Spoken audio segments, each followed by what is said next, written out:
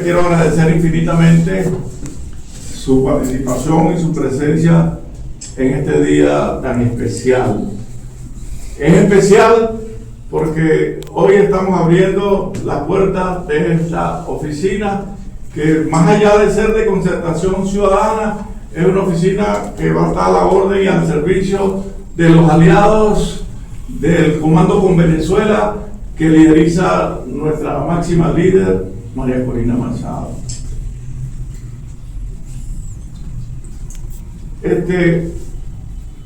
Esta concertación ciudadana nace con el fin de marcar un nuevo paradigma en la política del Estado Aragua. Y cuando yo hablo de marcar un nuevo paradigma en la política del Estado Aragua, les quiero decir que esa política tradicional, esa política demagógica, esa política populista, esa política mentirosa que tiene la forma de participar, que defraudaron al pueblo de Venezuela y que hoy en día todas las organizaciones políticas tienen un alto rechazo ante los ciudadanos. Nosotros tenemos que marcar una pauta en ese sentido. Tenemos que marcar la diferencia. Tenemos que ser diferentes. ¿Por qué diferentes? No es porque seamos más que los demás, no. Tenemos que llevar siempre por delante la humildad. Y esa humildad la tenemos que llevar y ponerla en práctica porque somos humanistas cristianos. Este movimiento nace en el humanismo cristiano. Y cuando yo hablo del humanismo cristiano, hablo de los postulados más bellos y hermosos que pueden haber en el mundo, que es el respeto a la dignidad de la persona humana, cosa que hoy en día se olvidó y que cada día ya la ciudadanía se perdió porque nos pisotean y nos atropellan de la manera más vil y brutal y no hay derecho ni justicia. También hablamos de la supremacía del bien común, que es una doctrina hermosa y bella, que los conmino y los invito, muchos de los que están aquí la conocen y la han estudiado, pero para los jóvenes que están acá, les recomiendo que la revisen y que estudien estos postulados para que se enamoren de algo hermoso, de algo real. Y no es un sueño ni es una quimera, no, es posible realizarla. Es posible traerle a la gente una mayor felicidad y mayor prosperidad. Es posible que con funcionarios honestos y con funcionarios que tengan vocación de servicio se pueda hacer frente a los múltiples problemas y a la miseria que está padeciendo el pueblo de Venezuela y rescatarlo de ese abismo donde los han hundido en estos 27 años. Entonces, de verdad que yo estoy muy complacido y le doy mis más infinitas gracias a Dios Todopoderoso que nos ha permitido en esta mañana estar todos reunidos acá en este lugar frente a una causa que estamos asumiendo, pero con mucho valor, con mucha dignidad, con mucha hidalguía, ¿entiendes? Porque no podemos ser indiferentes ante lo que está padeciendo y lo que está viviendo el país. Entonces los hombres y mujeres que esta mañana nos acompañan, estamos comprometidos en el cambio que se tiene que realizar muy pronto, y se va a lograr en la medida en que nosotros seamos capaces de insistir, de presionar de la manera pacífica y democrática, pero tenemos que hacerlo. Aquí las elecciones no se van a dar por la buena fe del presidente de los Estados Unidos, no. Le agradecemos infinitamente a Trump que se haya llevado a Nicolás Maduro, pero queda mucho camino por recorrer. Las elecciones que hay que convocarlas porque la falta de Maduro es absoluta. Esta gente la ha toreado y la ha esquivado y pretenden seguir pisoteando una vez más nuestra Constitución Nacional.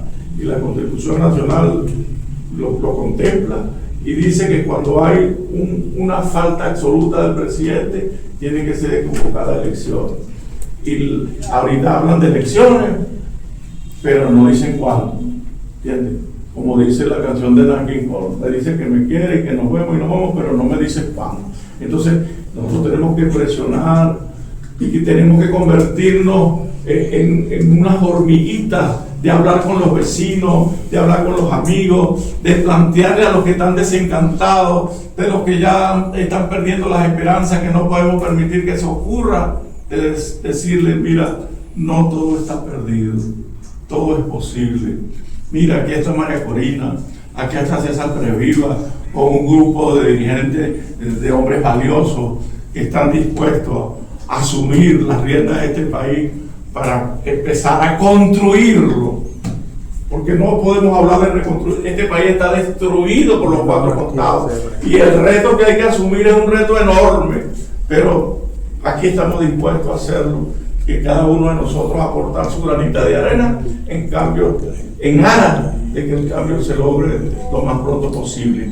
El doctor Hernández es el asesor político de nuestro movimiento, es un hombre de vasta experiencia, es un hombre que tiene una trayectoria muy difícil que algún otro la tenga aquí en Aragua. Yo pudiera decir, no porque soy amigo de él, simplemente porque lo conozco, que es una de las pocas reservas morales que queda en este estado.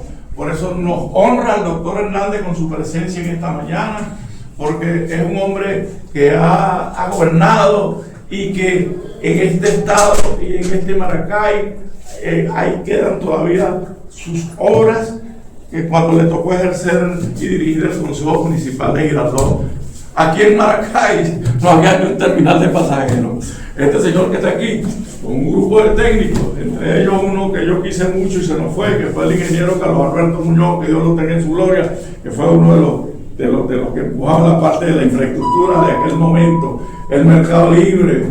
Aquí quedaron urbanizaciones que se empezaron a urbanizar gracias a la legislación de ese Consejo Municipal, esas ordenanzas que pudieron ellos elaborar, y nació, por decir, la urbanización Andrés Bello, podemos decir que nació la urbanización San Jacinto, entre tantas cosas. Este señor que está aquí, que presidió Corpocentro, que fue diputado al Congreso, que fue secretario de Gobierno de este estado, de verdad que le agradecemos infinitamente todo lo que pudo hacer por este estado, y está dispuesto a hacerlo, porque de no estarlo, no estaría aquí presente en esta mañana con nosotros. Dejo en el uso de la palabra al doctor Víctor Manuel Hernández.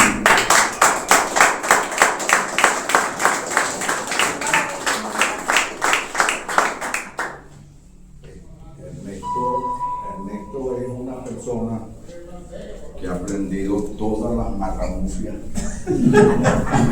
útiles para enredar a los ingenuos como yo. Entonces, por supuesto que le agradezco tanta deferencia y la invitación a este encuentro con ustedes. Y me puso, a mí hay gente que yo no quiero mucho, la que me ponen a trabajar. Esa gente me molesta mucho. Y este es uno de los que tiene esa característica. Y por supuesto, se me estaba dándole vuelta, porque además eso me dio unas instrucciones. Es que él no solamente manda, sino que tiene el don de mando, y me dijo cómo era que debía producir la intervención en el día de hoy. Yo me voy a salir de eso, porque yo pertenezco a los músicos sin partitura. Entonces, se me ocurría plantearles a ustedes dos ideas en estos tiempos. Una muy vieja, muy antigua, aquello que señalaba Jesús en el Evangelio, en los Evangelios, de que los hijos de las tinieblas son más sagaces que los hijos de la luz. Esa reflexión, ese mensaje, tiene mucha pertinencia con lo que está pasando en Venezuela hoy. Los hijos de las tinieblas son más sagaces que los hijos de la luz. Y eso guarda relación con un dicho popular que le dije que lo debía poner para que lo exhibiera, porque es un mensaje destinado adentro y afuera, que el primer maíz es el de los pericos.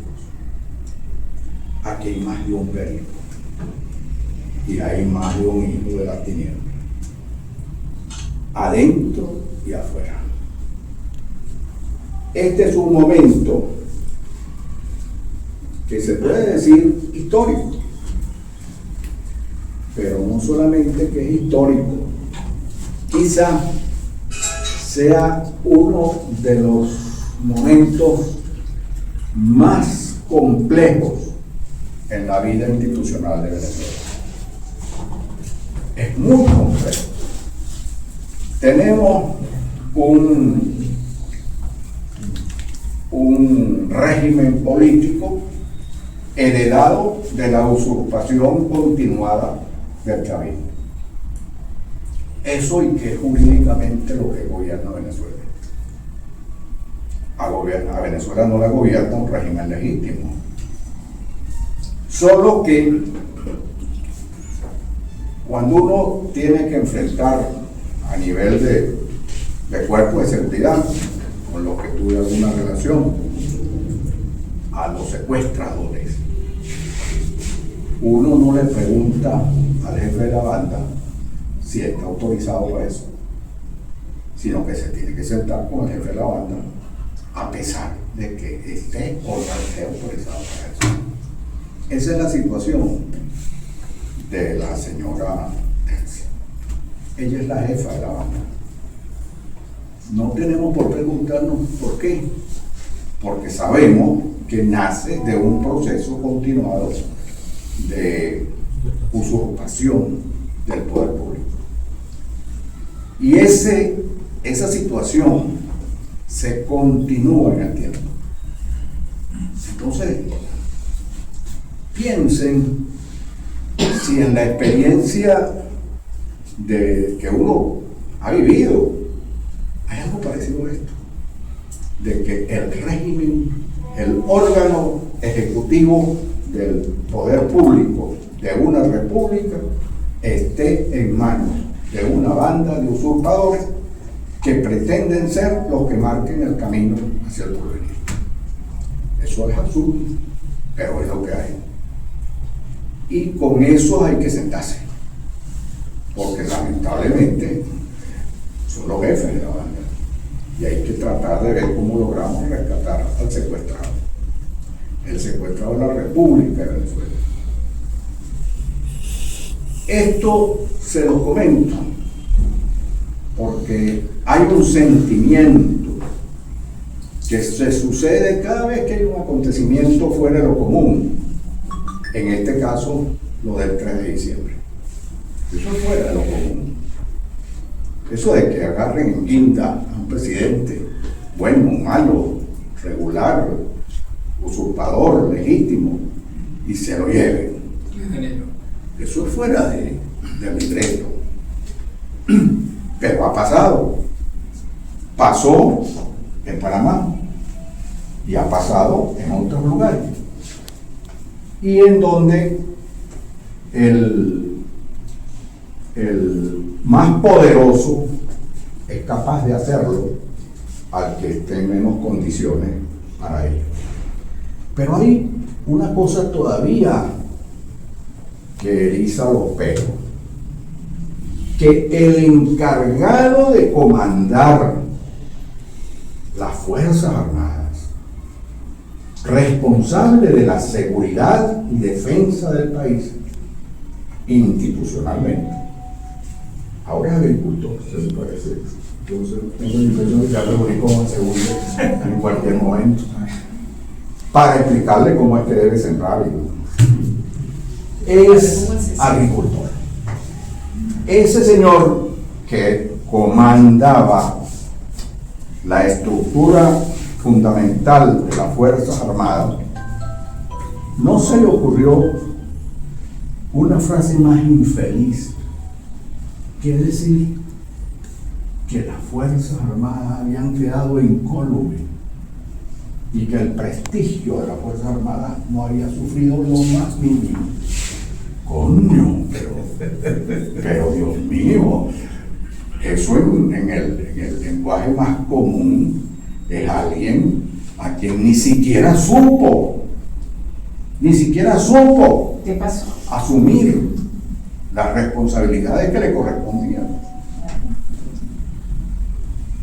Hay una frase histórica cuando Córdoba es recuperada por los Reyes Católicos y se le aplica al pie de la letra a estos personajes. Cuando los reyes, el ejército de los Reyes Católicos recuperan Córdoba, el califa, el jefe árabe, se refugia en la madre y la madre le dijo: no supiste defender como hombre. Y eso es la experiencia de este régimen. No era que era necesario que estallara una guerra incruenta, no, pero que hubiera habido la manifestación de incomodidad más elemental. No, una rueda de prensa con la televisión diciendo que estaba muy bravo con los Estados Unidos, con quien han compartido un festín desde el tren de manera continuada hasta el día de hoy. Y se ha hablado en sana paz de todo, de todos los temas. Entonces, este es un proceso diabólico. Esto no es un proceso normal. Y eso hace que nos vacunemos contra el triunfalismo. Esto no está resuelto. Esto no está resuelto. Aquí hay todavía muchas cosas que resolver. Hay un gobierno usurpador que se continúa en el ejercicio de la presidencia. Hay una estructura de la Asamblea Nacional que acaba de ratificar como Procuradora General de la República a una persona que circunstancialmente se le vincula con grandes empresas transnacionales de criptomonedas. En un país donde 23.000 millones de dólares se escurrieron a través de la criptomoneda.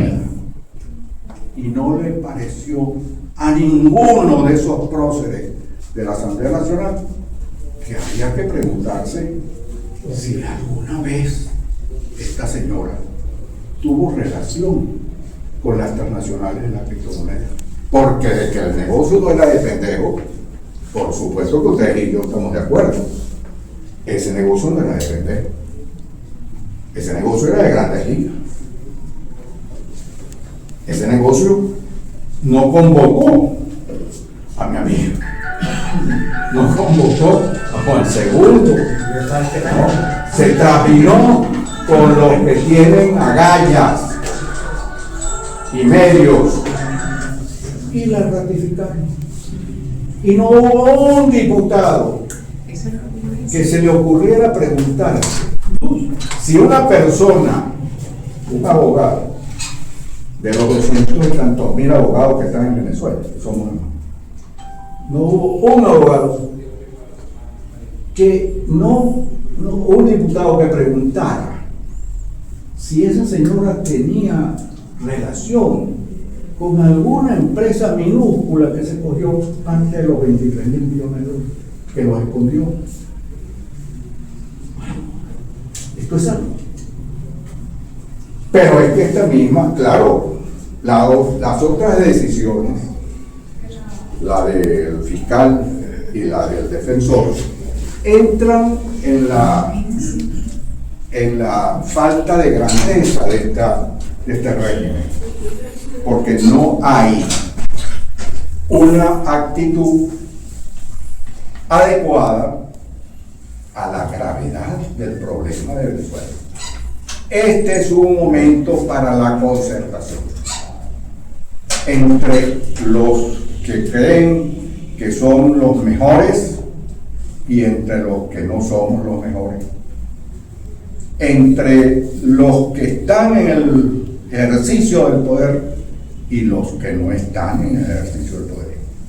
No caben exclusiones, de manera que cuando con esta artimaña se busca la manera de que no haya espacio para María Corina Machado en una eventual elección, no tienen grandeza para enfrentar la crisis que tiene el país.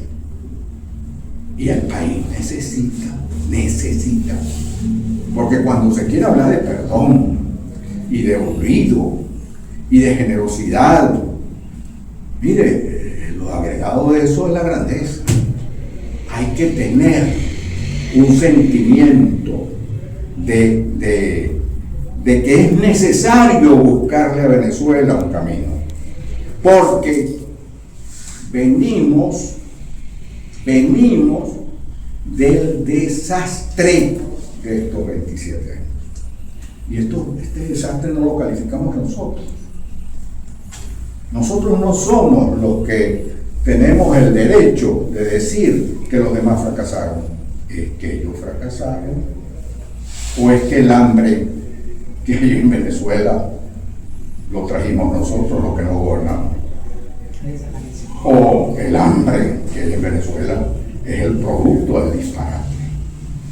¿O es que el salario miserable de los 130 bolívares lo inventamos nosotros? ¿O es el resultado de las políticas miserables de este gobierno? ¿O es que la bonificación la inventamos nosotros?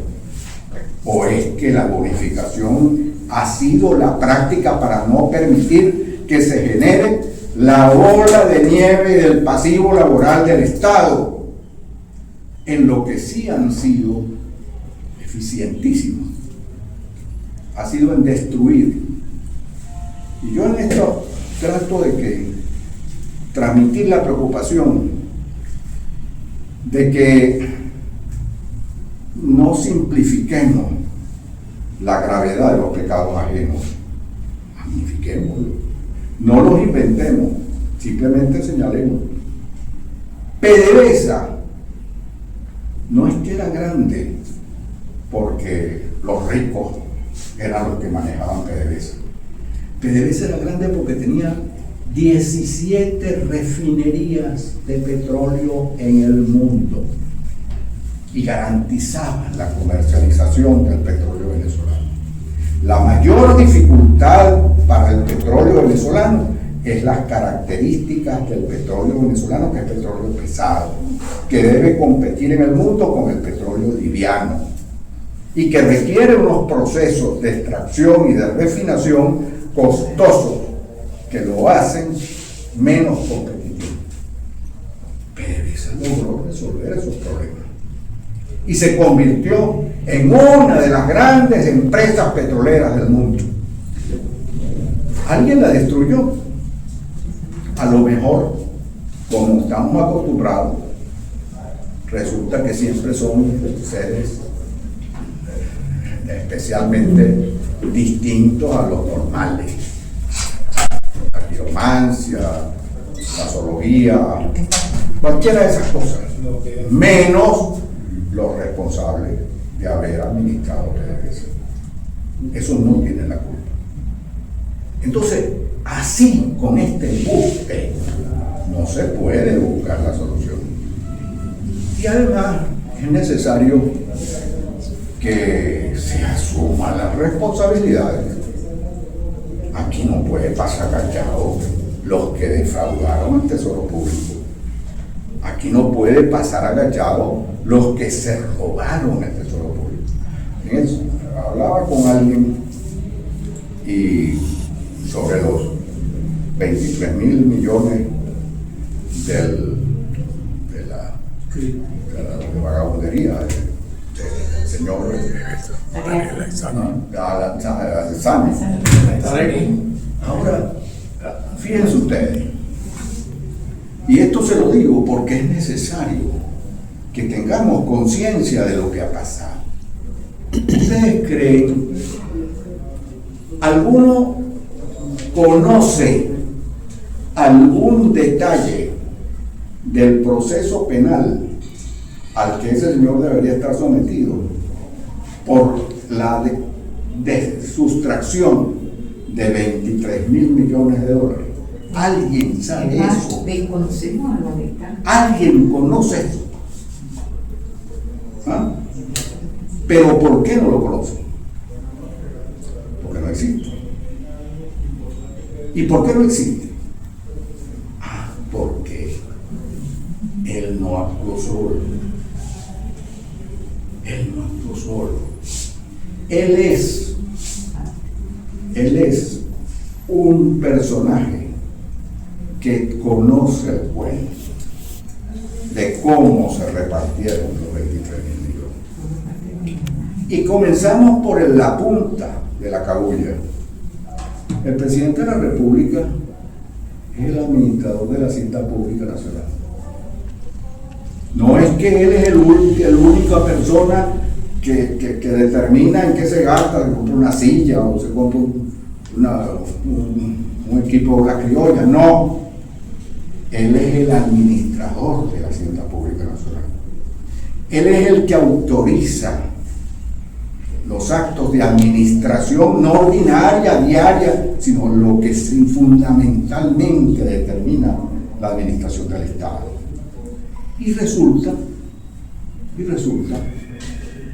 que él, la única cosa que se le ocurrió decir cuando divulgó la información, hubo dos maniobras. La primera es que gracias a él se descubrió el desastre de los 23.000 millones, que se puso a hurgar lo que estaba pasando. Y la otra, un acto de gallardía impresionante. Tengo una gran arrechera por lo que pasó. Y no hubo una vaina que se llama la administración ordinaria, el punto de cualquiera. El sapo se lo tragó el señor Alexandre solo. Él se cogió los 23.000 millones. Él buscó los testaferros de los 23.000 millones. Él dispuso las empresas de criptomonedas que eran las que iban a funcionar para que escondieran los reales y burlaran los controles del Estado norteamericano. No, claro que no. Él se valió de todos los demás. Del ministro de la Defensa, que controla el manejo de los buques para que puedan salir. Esos buques no salen porque les da la gana, salen porque están autorizados para irse. Cuando un buque sale cargado de petróleo, sale autorizado por la Capitanía del Puerto. Y este señor no sabía lo que estaba pasando. Y el ministro y el señor presidente, cuando autorizó, o es que estos personajes, cada quien dijo, lo mío se lo entregan a frente. Y otro dijo, lo mío se lo entregan a la doctora. Entonces, esto que sucedió, ¿por qué no se conoce? Porque sencillamente no conviene que se conozca, porque complica más la responsabilidad de los factores fundamentales de la administración del Estado venezolano. Esa es la verdad. Hay que buscarla, no hay que crearla, hay que descubrirla, pero esa es la verdad. Eso no sucedió solo. Y esa es una forma diferente a lo que está ahorita circulando. Ahora resulta que el inefable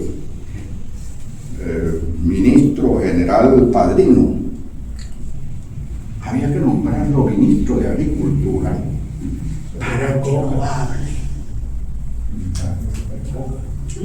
Eso es embuste. Eso es embuste. El fraude del 28 de julio no se cometió sin él. Él es el dueño, él es el que agarró el acta con el sobre número 1 de las 30.000 mesas de votación del país. Entonces, el señor padrino no puede, a él no lo calla nadie, porque él es un cómplice necesario de todo lo que se ha hecho. Entonces, el señor padrino no necesita un ministerio para callarlo. Él se tiene que callar solo, porque no puede hablar, porque es responsable del fraude del 28 de julio. Entonces, si las cosas son así, les da a ustedes una idea de que este panorama no está resuelto. Y esto exige una cosa indispensable. No nos creamos que tenemos a Dios agarrado por la chiva. Aquí hay que salir para la calle. Aquí hay que buscar a la gente.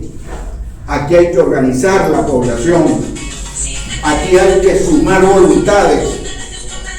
Ese es el camino. Hay que empeñarse en que la actitud de oposición no se traduzca en una actitud, sino en un empeño en lograr la voluntad de la gente, porque así de grave es la situación. Yo así lo pienso, y yo no puedo tragarme esto yo solo. Yo tengo que decírselo. Esto no es para desanimarse. El aliado más importante de la dictadura es la desesperanza. Más importante que caerle a palo a una manifestación es lograr que la gente pierda la fe en el resultado de lo que está haciendo. Eso de perder la fe en el resultado de lo que está haciendo es una fuerza más importante que todo. Entonces no podemos dejar que la desesperanza cunde. No podemos dejar que nos sintamos incómodos porque no han fijado la fecha de las elecciones, porque María Corina Machado no ha dicho cuándo viene para el país. Yo creo que si alguna vez esa famosa frase del presidente Kennedy cuando asumió la presidencia de la República referida a los Estados Unidos es más vigente, sea hoy en Venezuela. Porque el problema individual es muy grave, es extraordinariamente grave. Todos tenemos problemas económicos, todos tenemos angustias, todos tenemos faltantes, todos, salvo los enchufados. Y en esas circunstancias pudiera uno tener el sentimiento de que primero tiene uno que salvarse antes de que se salven los demás. Y en este momento es indispensable la solidaridad necesaria para salvar a todos, porque en el salvarse todos también me salvo yo. Y por eso esa famosa frase del presidente de los Estados Unidos cuando asume la presidencia: no preguntéis qué pueden hacer los Estados Unidos por ustedes, preguntad qué podéis hacer ustedes por los Estados Unidos. Y eso es lo que está planteando Venezuela de hoy. ¿Qué podemos hacer para que este país se enrumbe? ¿Qué podemos hacer para que lleguemos a las elecciones? ¿Qué podemos hacer para que María Corina Machado entre y regrese al país? ¿Qué podemos hacer para que las condiciones sociales de la población mejoren? ¿Qué podemos hacer para que las organizaciones sociales asuman su rol y dejen algún sentimiento de protección y pasen a la actitud política de lucha? De modo que esta jornada no está completa. Ustedes me disculpan que me exprese con tanta franqueza, pero esos son mis sentimientos. Pero es que esa es la realidad. La gran pregunta es, ¿qué hacemos ante este monstruo, esta telaraña tan... Reunirnos, convocar a la gente, sumar voluntades, hacer reuniones, crear comités, fabricar eventos, todo eso suma voluntades. No hay un plan, no puede haberlo, porque todo es necesario. ¿Cómo va a ser justicia que los venezolanos pasamos 5 y 6 horas sin luz y no somos capaces ni siquiera salir a la puerta del derecho a protestar? Hay que hacer eso, hay que hacer sentir la incomodidad por la falta de luz. Mire, hay un detalle que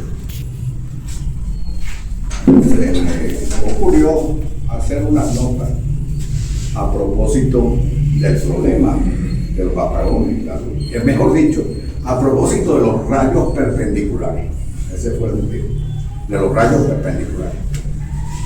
Y me puse a juzgar, a ver qué carajo podía decir. Y se me ocurrió decir lo que a lo mejor algunos de ustedes han leído. Ahora bien, la cobardía, los intereses, la falta de compromiso, lo primero, lo mío y lo demás que se vaine, lo aprecié en una noticia. Yo, en el mundo de los ciegos, el Puerto Rey, gracias a mi editor personalísimo, el Chino, salió el artículo y comenzó a rodar. Coincidió con algunas otras manifestaciones sobre el tema. Pero yo le hice una consulta a un amigo a propósito de uno de los temas del artículo, porque me preocupaba que pudiera ser falso. Y él al final me respondió confirmándome alguna información del artículo. Coincide también con la presencia de dos altos ejecutivos de Siemens y de General Electric en el Guri. Y cuando le tocan el tema de las turbinas, no pudieron ni quisieron decir lo que yo dije en el artículo, porque a fin de cuentas yo no soy contratista eléctrico, yo no recibo un centavo, yo no tengo, es decir, a mí no me van a favorecer ni perjudicar las declaraciones que dé, pero a los técnicos de General Electric y de Siemens sí. Y entonces no se atrevieron, a pesar de que estaban en la cueva del lobo, de decir, aquí hay 8 turbinas paradas. Es tan grave la situación. Imagínense que Planta Centro, que me dijeron, está en 0 de generación. Yo no me atreví a poner 0 porque me pareció que era una exageración. Y opté por usar una frase, es menos que la que comenzó cuando la inauguraron en la década del 70 del siglo pasado. Pero es que Planta Centro no está generando, y son 2.800 megavatios. Barbaridad. Concebida para acoplarse al proceso de generación Guri, de modo que cuando hiciera falta inyectar esto, existiera para poder corregir alguna deficiencia Guri. Pero eso no está funcionando. Y cuando me refería a las termoeléctricas también dije, no puedo decir mucho. Y después me llamaron y me dijeron que el día lunes de la semana pasada, el 40% del estado de Aragua estaba apagado. El 40%. No eran 3, no eran 5, no era el barrio, no era la Esmeraldita. era el 40%. Y cuando uno le dice, pero bueno, es que usted sabe, alguien me hizo el comentario ahorita que es verdad, en la medida en que se comience a tener alguna actividad económica mayor de lo que veníamos, comenzamos a chupar energía eléctrica. ¿Y a quién carajo hay que quitársela? A la vivienda. A la vivienda. Entonces, este cuadro no va a disminuir, va a crecer. Porque las soluciones no se van a adoptar en 24 horas. Entonces, ¿qué se puede hacer frente a eso? Protestar. Informarse. Informarse. Para que las protestas no sean deme o creo, sino que las protestas sean ¿qué le pareció interesante a los amigos que leyeron las notas que escribí? Que habían algunos elementos precisos de información. Estas protestas nuestras tienen que tener ese elemento de conocimiento. Pero hay que hacerlas. Hay que hacerlas. Y no es para acabar con el régimen. Es para que el régimen entienda que el único camino que queda es restituirle al país una autoridad legítima. Porque la que tiene es usurpada. No hay otra. No hay otra. Y para eso es necesario, el país necesita que el liderazgo de la autoridad moral y de la autoridad técnica de María Corina Machado se asuma. No estoy hablando ni siquiera de la presidencia, sino que la gente sienta que hay una voz que dice cuál es el camino a seguir. Y no es que estemos empeñados en que sea ella en contra de los demás, simplemente que ella le habrá dado un camino y ese camino nos condujo a los hechos de hoy. Y simplemente eso. Pero además, yo quiero, con esto termino, porque me puse a hablar más pendejadas. Termino con una reflexión. En la Segunda Guerra Mundial, cuando los alemanes bombardeaban Londres, acuérdense lo que todos nos hemos enterado a través de películas, a través de libros, y aquello era diario. Y los londinenses tenían que andar como las ratas escondidos debajo de los refugios, porque todos los días había bombardeos. ¿Qué fue lo que permitió resistir? El liderazgo de Churchill. ¿Y qué fue lo que planteó Churchill? Sangre, sudor y lágrimas. Ese mensaje no lo puede pronunciar sino un líder cuando un pueblo está desesperado. Porque el pueblo desesperado, la primera reflexión que tiene que hacerse es su propia subsistencia, es el instinto de conservación. Bueno, si tengo hambre necesito, carajo, ¿cómo? Si estoy perseguido, veo quién me protege. Bueno, frente a ese cuadro de bombardeo, de penuria, de hambre, de dificultades, de todo género, el lenguaje del líder es sangre, sudor y lágrimas.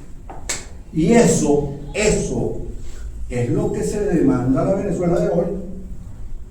No creamos que las cosas, el que está vendiendo un discurso de que en 48 horas se pone esto, en 24 no sé cuánto, en 3 meses no sé cuánto, en 2 años no sé cuánto, no está jugando limpio. No está jugando limpio. No significa que no tengamos futuro. Eso es otra cosa. No significa que no tengamos fuerza para alcanzarlo. Eso es otra cosa. Lo que significa es que hay que comenzar a reconstruir la patria. Bien,